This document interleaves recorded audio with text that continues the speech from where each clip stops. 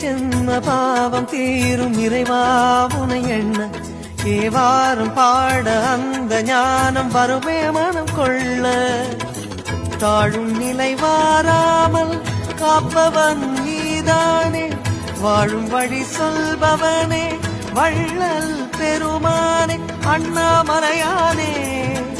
அன்பின் பொருள் நீயே அருணாச்சல சிவனே ஆற்றல் வடிவோனே